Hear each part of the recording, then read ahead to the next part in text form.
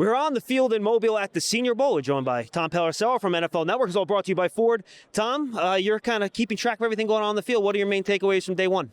Well, the main takeaways for me on day one was there were some head coaching hires during practice that distracted me a little bit. You're on your phone a little bit, huh? During the second time of the day.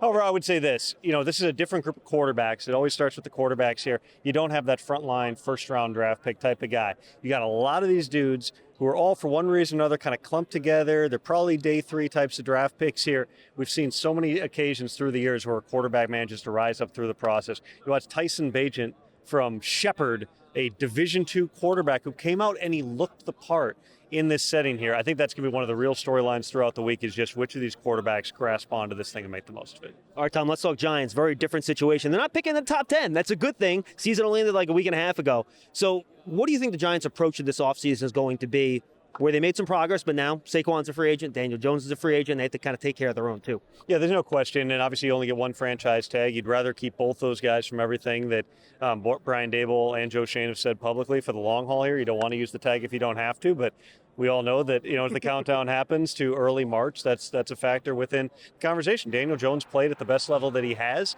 He's obviously had a lot of support from the new coaching staff here. Mike Kafka calling the plays. He's gotten a lot of attention and head coaching interviews out of it. And obviously Brian Daboll's influence, as well as Shea Tierney, too, the quarterback's coach. All those guys, have done a really good job. And then with Saquon, he's a tone setter. He's somebody who is a difference maker. They want to keep him in the mix as well. I think the entire scouting department here. I saw Joe Schoen, Brandon Brown, Dennis Hickey. The whole group is down here. They know the importance of this setting and building through the draft. All right, final question. How aggressive do you think they're going to look to be going outside the organization in free agency? They will have a lot of cap space. Are they going to try to use this year where they made the playoffs, get a playoff win as a launching point, or are they still going to try to take it a little bit slower, do you think?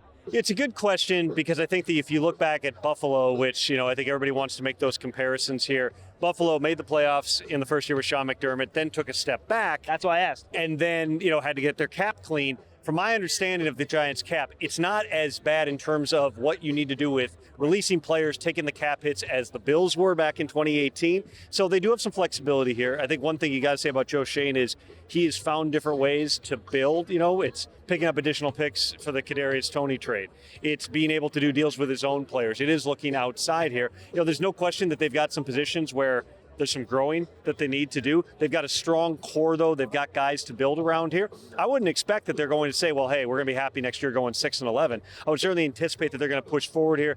But Joe also knows how to build this thing the right way, and they're going to be conscientious of that. Have fun this week, Tom. I appreciate it. Thanks.